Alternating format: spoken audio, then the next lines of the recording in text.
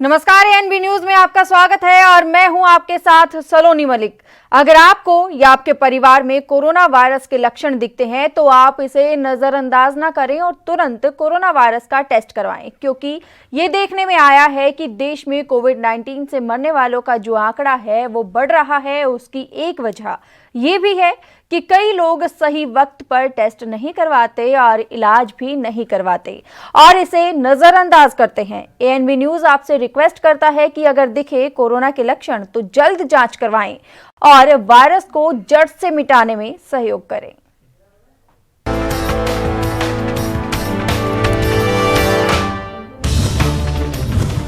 भूमि पूजन के लिए आज अयोध्या नगरी पूरी तरह से सजी हुई है और यहाँ सालों का इंतजार खत्म होने वाला है। करीब 492 साल के इंतजार के बाद आज अयोध्या में राम मंदिर का भूमि पूजन होगा। राम मंदिर के भूमि पूजन कार्यक्रम में हिस्सा लेने के लिए प्रधानमंत्री नरेंद्र मोदी विशेष विमान से लखनऊ आएंगे और अमौसी एयरपोर्ट पर 5 मिनट में विशेष विमान से उतरकर उस चॉपर में सवार होकर अयोध्या के लिए निकल जाएंगे। पीएम मोदी का विशेष विमान थोड़ी देर में लखनऊ के चौधरी चरण सिंह अंतर्राष्ट्रीय हवाई अड्डे पर उतरेगा। यहां उनका स्वागत होगा। उसके तुरंत बाद वो हेलीकॉप्टर से अयोध्या के लिए रवाना हो जाएंगे। सूत्रों के मुताबिक पीएम मोदी 11:15 पर अयोध्या पहुंचेंगे। अयोध्या में वे 2 से ढाई घंटे का ही समय देंगे। उसके बाद 3 बजे उनका हेलीकॉप्टर लखनऊ उतरेगा। उसके बाद वापस अपने विशेष विमान से पीएम मोदी 3:15 बजे के करीब दिल्ली के लिए रवाना हो जाएंगे। वहीं सूत्रों का कहना है कि प्रधानमंत्री नरेंद्र मोदी के कार्यक्रम में अंतिम समय में भी बदलाव हो सकता है। प्रधानमंत्री के आगमन को ध्यान में रखते हुए एयरपोर्ट की सुरक्षा बढ़ा दी गई है। प्रधानमंत्री का कोई कार्यक्रम फिलहाल एयरपोर्ट से बाहर आने का नहीं है, फिर भी सुरक्षा घेरा बढ़ा दिया गया है। सीआरएसएफ के डॉग स्क्वाड सक्रिय हो गए हैं। कई टुकड़ियां चप्पे चप्पे पर निगरानी कर रही है। एयरपोर्ट आने वाले वाहनों की भी चेकिंग की जा रही है।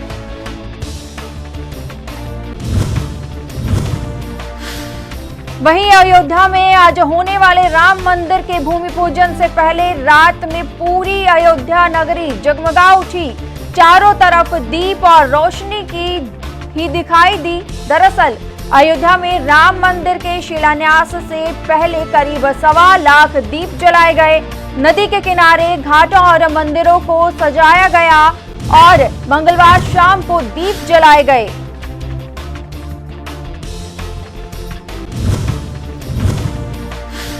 वहीं इस मौके पर उत्तर प्रदेश के मुख्यमंत्री योगी आदित्यनाथ ने कहा कि आमजन घर में रहकर इस ऐतिहासिक कार्यक्रम को लाइव देखे। 5 तारीख को घरों में देव मंदिर में दीप जलाएं, अखंड रामायण का पाठ करें।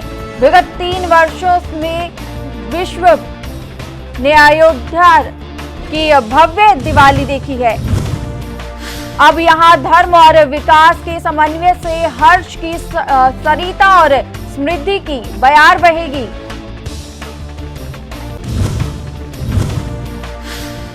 वहीं भूमि पूजन का शुभ मुहूर्त मात्र 32 सेकंड का है, जो दोपहर 12:44 8 सेकंड से 12:44 40 सेकंड के बीच है। इस मुहूर्त के बीच प्रधानमंत्री चांदी की ईंट से राम मंदिर का शिलान्यास करेंगे। मुख्य समारोह के लिए आमंत्रित किए गए 175 लोगों में से 135 संत हैं जो विभिन्न आध्यात्मिक परंपराओं का हिस्सा हैं। ट्रस्ट ने ये भी कहा है कि कोरोना वायरस महामारी की वजह से धार्मिक नेताओं समेत कुछ अतिथि को भूमि पूजन समारोह में शामिल होने में कुछ दिक्कतें आ रही हैं।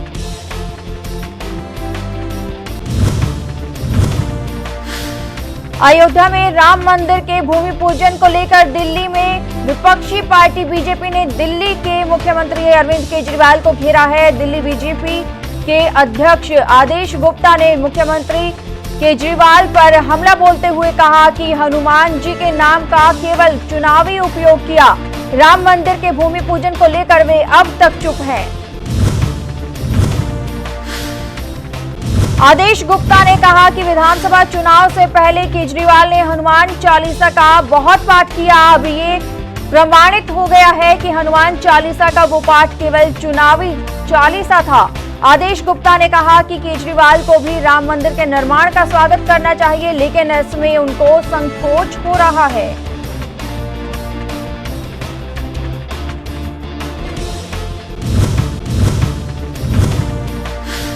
वहीं आदेश गुप्ता ने जम्मू कश्मीर से अनुच्छेद 370 हटाए जाने के 1 साल पूरे होने पर कहा कि वहां विकास की नई बयार बही है। लद्दाख के लोग भी अब ये महसूस कर रहे हैं कि वे देश का हिस्सा है। उन्होंने कहा कि जम्मू कश्मीर से अनुच्छेद 370 हटाए जाने के 1 साल पूरे होने पर हर ग्राम पंचायत में तिरंगा फहराने की योजना है।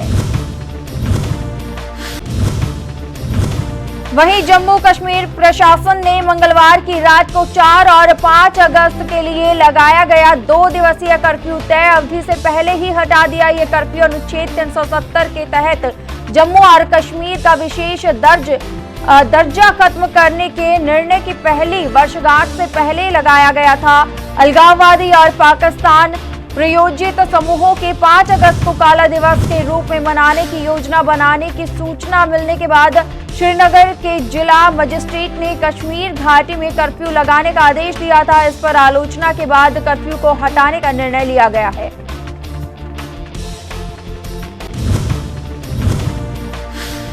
कर्फ्यू के बजाय प्रशासन अब कोविड संकट के मद्देनजर क्षेत्र भर में लगाए गए प्रतिबंधों पर फिर से जोर दे रहा है। मजिस्ट्रेट की ओर से हस्ताक्षरित आदेश में कहा गया है कि 4 अगस्त की घटना मुक्त स्थिति की समीक्षा करने और इस संदर्भ में प्राप्त रिपोर्ट की समीक्षा करने के बाद फिर से जांच की जाएगी और प्रतिबंध हटाने का निर्णय लिया गया है। हालांकि इस आदेश में ये भी कहा गया है कि दुकानें और व्यावसायिक प्रतिष्ठान बंद रहेंगे और आवश्यक वस्तुओं और उनकी आपूर्ति के मामले में सार्वजनिक परिवहन निलंबित रहेगा।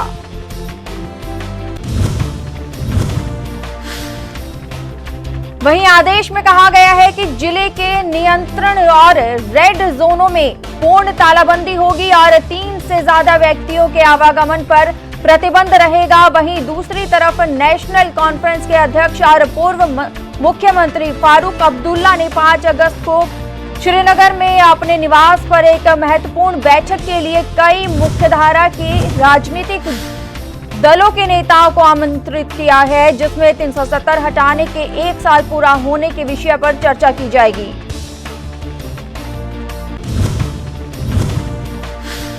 वहीं जानकारी के मुताबिक PDP, Congress, Awami national conference, CPI, PDF, peoples conference और जम्मू कश्मीर पीपल्स मूवमेंट जैसे दलों को आमंत्रित किया गया है। एक आमंत्रित नेता ने बताया कि बैठक का एजेंडा जम्मू और कश्मीर की विशेष स्थिति को कैसे पुनः प्राप्त किया जाए और भविष्य की रणनीति पर चर्चा करना है। हालांकि कश्मीर पुलिस और अन्य अर्धसैनिक बलों ने 5 अगस्त से पहले राजनीतिक नेताओं के आवासों के आसपास तैनाती को मजबूत कर दिया है। पाकिस्तान ने मंगलवार को विवादित नक्शा जारी किया है, जिसमें कश्मीर, लद्दाख, जूनागढ़ को उसने अपना बताया है। पाकिस्तान के इस हरकत का अब भारत ने जवाब दिया है। विदेश मंत्रालय ने कहा कि हमने पाकिस्तान के प्रधानमंत्री इमरान खान की ओर से जारी पॉलिटिकल मैप को देखा है। उसके इस हास्यास्पद दावों की न तो कानूनी वैधता है और न ही अंतर्राष्ट्रीय विश्वसनीयता है।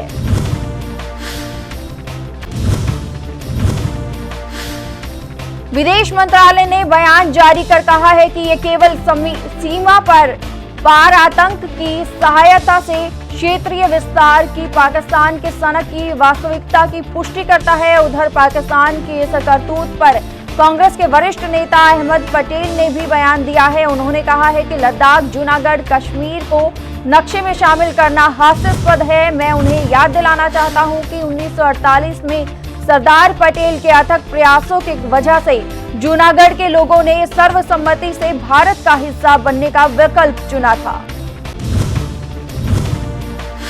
वहीं अहमद पटेल ने आगे कहा कि काल्पनिक नक्शों को प्रकाशित करने से तथ्य उल्टे नहीं हो जाएंगे। ये नासमझ कोशिशें पाकिस्तान की नापाक हरकतों को उजागर करती है। जम्मू और कश्मीर, लद्दाख और जूनागढ़ भारत का अभिन्न अंग है। बता दें कि पाकिस्तान की इमरान खान सरकार ने मंगलवार को विवादित नक्शे को मंजूरी दी है। नक्शे में पाकिस्तान ने कश्मीर को अपना बताया है। पहले पाकिस्तान सिर्फ पाकिस्तान अधिकृत कश्मीर को अपना हिस्सा बताता था और अब इस नक्शे से लद्दाख, सियाचिन समेत गुजरात के जूनागढ़ तक पर दावा ठोका है। लेबनान की राजधानी बेरूत में मंगलवार को हुए धमाके में 78 लोगों की मौत हो गई। इस घटना में हजारों लोगों के घायल होने की खबर है। रिपोर्ट्स के मुताबिक शहर की कई इमारतों को नुकसान पहुंचा है। लेबनान के राष्ट्रपति ने बेरूत में 2 हफ्ते के लिए इमरजेंसी लागू कर दिया है। राष्ट्रपति ने कैबिनेट की आपात बैठक भी बुलाई है।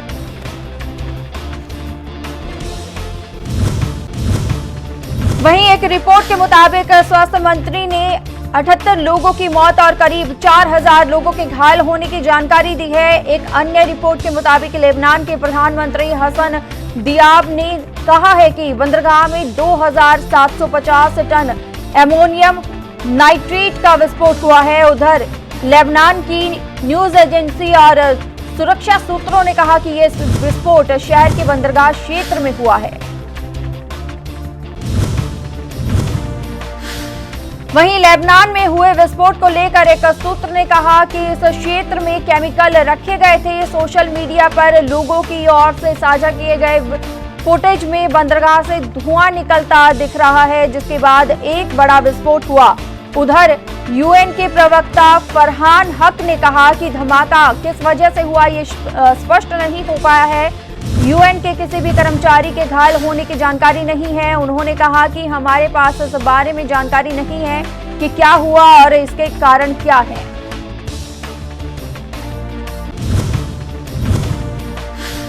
वहीं बेरूत में हुए धमाके से वहां तैनात संयुक्त राष्ट्र शांति सेना की मैरीटाइम टास्क फोर्स का एक जहाज भी क्षतिग्रस्त हो गया।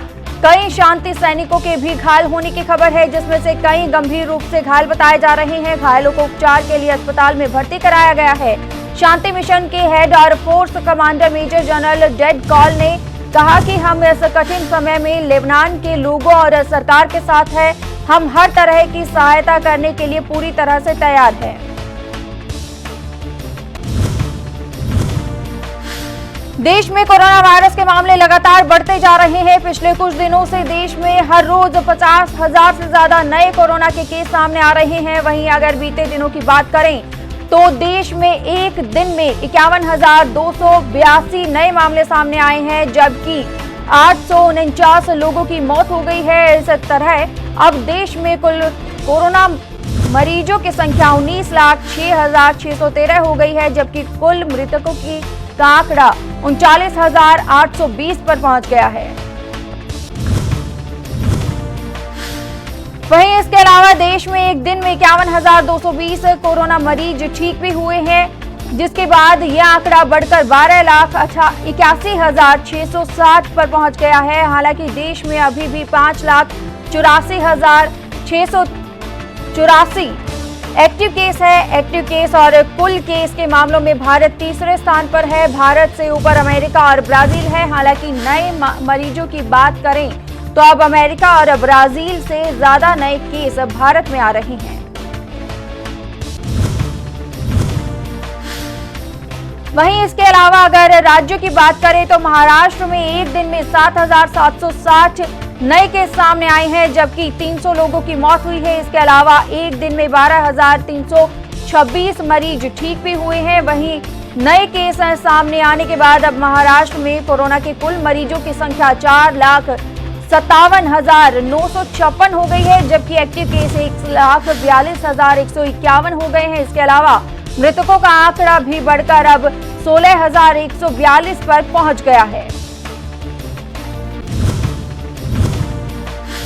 वहीं अगर अन्य राज्यों की बात करें तो तमिलनाडु में एक दिन में कोरोना के 5,063 नए मामले दर्ज किए गए हैं, जबकि 108 लोगों की मौत हो गई है। इसी तरह आंध्र प्रदेश में 9,747, कर्नाटक में 6,259 और दिल्ली में 674 नए मरीज सामने आए हैं। राजधानी दिल्ली की बात करें तो पिछले कुछ दिनों से दिल्ली में कोरोना संक्रमण पर लगाम लगी है और नए मरीज भी कम आ रहे हैं। हालांकि राज्य में अभी भी 9,897 एक्टिव केस हैं, जबकि 4,033 लोगों की मौत हो चुकी है। वहीं अगर देश के सबसे बड़े राज्य उत्तर प्रदेश की बात करें तो यहां बीते दिन 2,948 नए केस सामने आए हैं, जबकि 39 लोगों की मौत हुई है। नए केस सामने आने के बाद राज्य में कुल कोरोना मरीजों की संख्या 1,310 हो गई है, जबकि एक्टिव केस 41,222 हैं। इसके अलावा राज्य में अब तक कोरोना से कुल 1,817 मरीजों की मौत हो चुकी है, जबकि इलाज के बाद 57,271 कोरोना मरीज ठीक हो चुके हैं। बीते दिन राज्य में 1,878 मरीजों को अस्पताल से छुट्टी मिली है।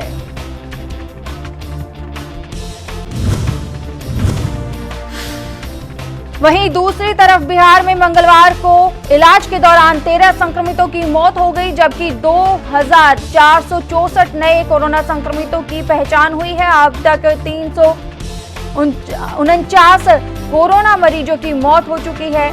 प्रदेश में अब तक 62,031 संक्रमित मरीजों की पहचान हो चुकी है, जबकि 40,760 संक्रमित मरीज स्वस्थ हो चुके हैं। बिहार में संक्रमितों के स्वस्थ होने की दर अब बढ़कर 64% से ऊपर हो गई है। बीते दिन राज्य में 2,252 मरीज ठीक हुए हैं।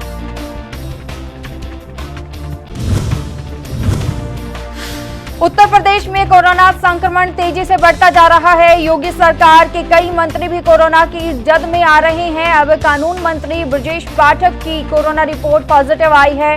कुछ दिन पहले ही ब्रजेश पाठक की पत्नी नम्रता पाठक की कोरोना रिपोर्ट पॉजिटिव आई थी। इसके बाद पूरा परिवार होम क्वारंटीन हो गया था। इससे पहले योगी सरकार के जल शक्ति मंत्री doctor Mahendra Singh corona positive पाए गए थे। योगी सरकार के अब तक 8 मंत्री कोरोना से संक्रमित हो चुके हैं।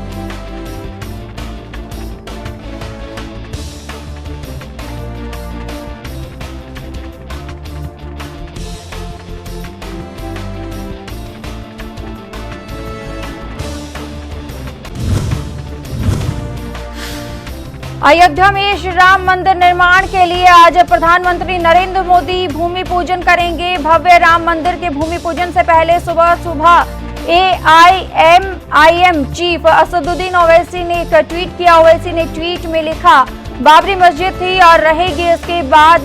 इसके साथ ही उन्होंने बाबरी मस्जिद और बाबरी मस्जिद के विध्वंस की एक तस्वीर भी शेयर की है।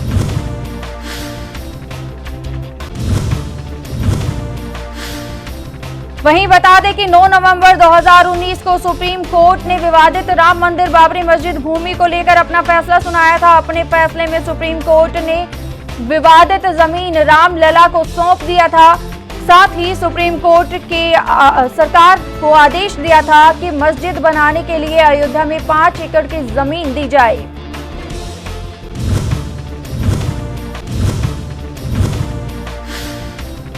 मुंबई में लगातार हो रही बारिश की वजह से सड़कों पर पानी भर गया है, जिसकी वजह से लोगों को आने जाने में परेशानियों का सामना करना पड़ रहा है। मौसम विभाग ने बारिश को लेकर रेड अलर्ट जारी किया है। लोगों को घरों में रहने और समुद्र के किनारे न जाने की अपील की गई है। आपको बता दें कि मंगलवार को समुद्र में एक नौका डूब गई, जिसमें 13 मछुआरे सवार थे। इनमें से 11 को सुरक्षित बचा लिया गया, लेकिन 2 के लापता होने की खबर है।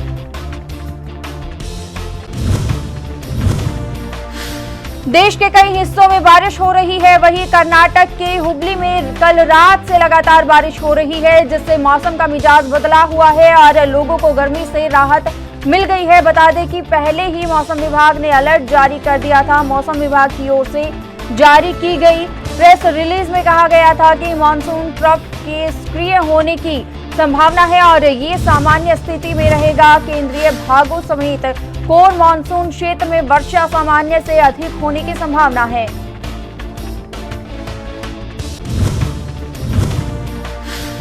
दिल्ली एनसीआर में सीएनजी की कीमतों में बढ़ोतरी की गई है। इंद्रप्रस्थ गैस लिमिटेड ने ट्वीट कर इसकी जानकारी दी है। ये बढ़ोतरी दिल्ली, नोएडा और गाजियाबाद के साथ करनाल कैथल में भी हुई है। दिल्ली में अब सीएनजी का दाम 44.23 रुपए प्रति किलो हो गया है। वहीं गाजियाबाद, नोएडा और ग्रेटर नोएडा में ये 50.08 रुपए प्रति किलो हो गया है। ये कीमतें बुधवार यानी आज सुबह 6 बजे से प्रभावी हैं। वहीं मुजफ्फरनगर और कानपुर में कीमतें स्थिर है। मुजफ्फरनगर में दाम अब 58.25 रुपए और कानपुर में 61.50 रुपए प्रति किलो पर स्थिर रहेगा। हरियाणा के करनाल में बुधवार सुबह से सीएनजी का दाम 43 पैसे प्रति किलो बढ़कर 52.28 रुपए हो गया है, जो पहले 51.85 रुपए था। कैथल में भी ये 52.28 रुपए प्रति किलो बिकेगा। आज की बढ़ोतरी को जोड़ लें तो जून से अब तक दिल्ली एनसीआर में सीएनजी कीमतों में करीब 2.5 रुपए प्रति किलो की बढ़त दर्ज हो चुकी है।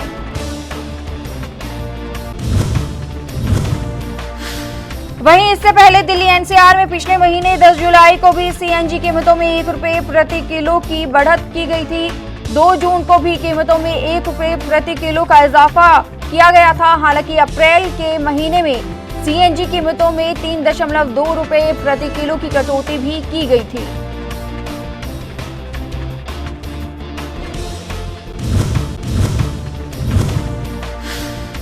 पश्चिम बंगाल के दिनाजपुर में भारत बांग्लादेश बॉर्डर पर तैनात बीएसएफ के एक जवान ने 2 जवानों की गोली मारकर हत्या कर दी। पुलिस ने बताया कि पश्चिम बंगाल के उत्तर दिनाजपुर जिले में 146 बटालियन के एक बीएसएफ कांस्टेबल ने ड्यूटी के दौरान एक बीएसएफ इंस्पेक्टर और एक कांस्टेबल की गोली मारकर हत्या कर दी।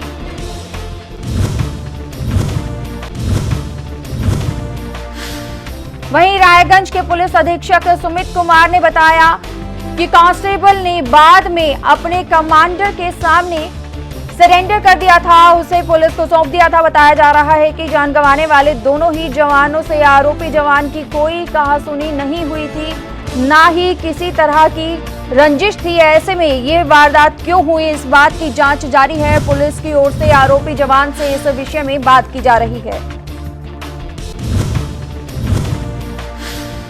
जिला मुरादाबाद के जनपद भगतपुर थाना क्षेत्र के गांव उदमावाला में उस समय अफरा तफरी का माहौल बन गया जब 2 पक्षों में बच्चों के विवादों को लेकर पथराव और लाठी डंडे शुरू हो गए, जिसके चलते एक पक्ष ने अपनी लाइसेंसी बंदूक से दूसरे पक्ष पर फायरिंग भी करनी शुरू कर दी।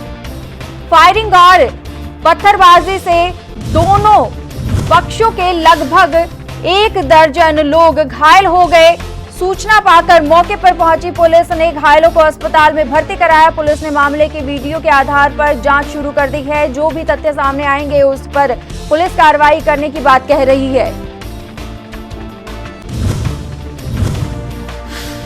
रुड़की में पैसों के लेन देन को लेकर गोलियां चली। दरअसल पैसों को लेकर सोनू और मोहित दोनों दोस्तों के में बहस हो गई, जिसके बाद बहस इतनी बढ़ गई कि मोहित ने सोनू को गोली मार दी। गोली लगने की वजह से सोनू घायल हो गया, जिसे जिला अस्पताल में भर्ती कराया गया। वहीं आरोपी मौके से फरार हो गया। वहीं घटना की सूचना मिलते ही मौके पर पहुंची पुलिस ने मामले की जांच शुरू करते हुए आरोपी मोहित को गिरफ्तार कर लिया है और मामले की पूछताछ कर रही है। हरियाणा के जींद में अपनी मांगों को लेकर पीटीआई का काफी लंबे समय से हर रोज धरना जारी है। इस कड़ी में डीसी ऑफिस के बाहर सरकार के खिलाफ नारेबाजी करते हुए धरने पर बैठ गए। उनका कहना है कि जो पुलिस ने पीटीआई पर लाठियां बरसाई थी और जो रंगीराम को पुलिस ने गिरफ्तार किया था, या तो सरकार उसकी मांगों को माने और रंगीराम को बाहर रिहा करे, नहीं तो वो धरना प्रदर्शन जारी रखेंगे। वहीं मामले की गंभीरता को देखते हुए डीसी ऑफिस के बाहर भारी पुलिस बल तैनात किया गया। बता दें कि अध्यापकों के समर्थन में अब खाप भी आगे आई है। हिमाचल प्रदेश में हमीरपुर में प्रदेश में अनुबंध पर लगे चिकित्सा अधिकारियों को 150% ग्रेड पे बंद किए जाने पर प्रदेश मेडिकल ऑफिस संघ के समर्थकों ने रेजिडेंस डॉक्टर एसोसिएशन हमीरपुर ने काले बिल्ले लगाकर अपना कामकाज निपटाया। रेजिडेंस डॉक्टर एसोसिएशन का कहना है कि डॉक्टरों के वेतन को काटना तर्कसंगत नहीं है और इसका पुरजोरी से विरोध करते हैं। वहीं बता दें कि प्रदेश में अनुबंध पर कार्यरत चिकित्सा अधिकारियों को 150% ग्रेड पे नहीं दिए जाने पर Himachal Pradesh medical officer association ने मोर्चा खोला है। संघ ने सरकार को चेतावनी दी है कि सरकार अपना फैसला वापस नहीं लेती तो पूरे प्रदेश के डॉक्टर काले बिल्ले 9 अगस्त तक लगाएंगे। फिर 1 सप्ताह तक 2 घंटे पेन डाउन हड़ताल करेंगे। इसके बाद भी सरकार ने हमारी मांगे नहीं मानी तो अनिश्चितकालीन हड़ताल करने से गुरेज नहीं करेंगे और इसकी जिम्मेदारी प्रदेश सरकार की होगी।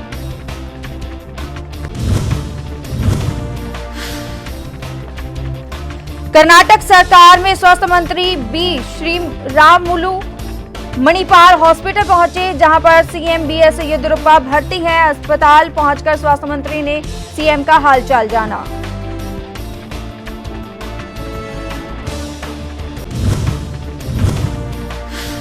कर्नाटक के मुख्यमंत्री बीएस येदियुरप्पा की सलामती के लिए मुस्लिम समुदाय के लोगों ने हजरत सैयद दरगाह में नमाज अदा की। बता दें कि कर्नाटक के मुख्यमंत्री कोरोना पॉजिटिव पाए हैं, जिसके बाद वो अस्पताल में भर्ती हैं। उनकी जल्द ही सलामती की सभी दुआ कर रहे हैं।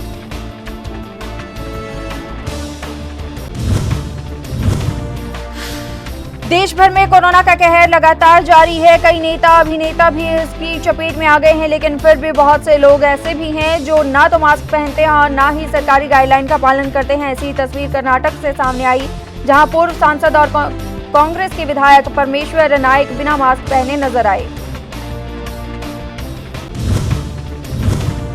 तमिलनाडु के मथुरा में हिंदू मुन्नानी ऑर्गेनाइजेशन का कार्यकर्ता भगवान गणेश की वेशभूषा में कलेक्टर ऑफिस पहुंचा, जहां पर गणेश चतुर्थी के मौके पर पूजा अर्चना करने की मांग करते हुए ज्ञापन सौंपा।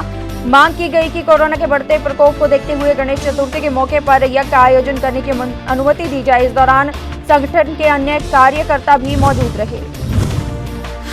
केरल कांग्रेस कमेटी ने एक वेबसाइट लॉन्च की है। इस मौके पर प्रदेश कांग्रेस के अध्यक्ष मुल्लापल्ली रामचंद्र ने कहा कि इस वेबसाइट का आदेश वर्तमान सरकार के कार्यों को उजागर करना है।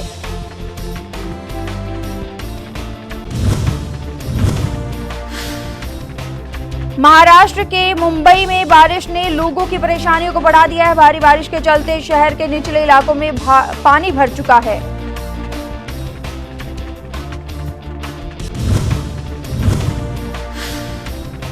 कोरोना काल में सरकारी खजाना भरने के लिए विधायकों के वेतन में कटौती की जा रही है। विपक्ष के तमाम सवालों पर स्पीकर प्रेमचंद ने अब चुप्पी तोड़ी है। विधानसभा अध्यक्ष प्रेमचंद अग्रवाल ने का साफ कहना है कि किसी भी विधायक की तनख्वाह सरकार अपनी मर्जी से नहीं काट सकती है। बलिया में 40 वर्षीय अधेड़ का नाले में खून से लथपथ शव बरामद किया गया है। मृतक की बहन ने मृतक की पत्नी, बेटी और साले पर हत्या का आरोप लगाया है। इन आरोपियों पर मृतका की पत्नी का कहना है कि आरोप सरासर गलत है।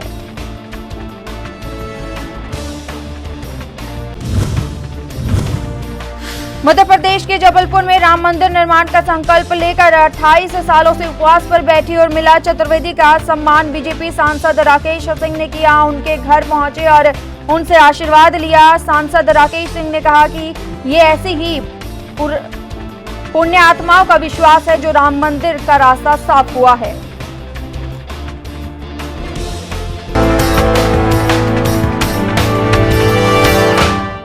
एएनबी सुपरफास्ट में इतना ही। देश और दुनिया की तमाम खबरों के लिए बने रहिए एएनबी न्यूज के साथ। नमस्कार।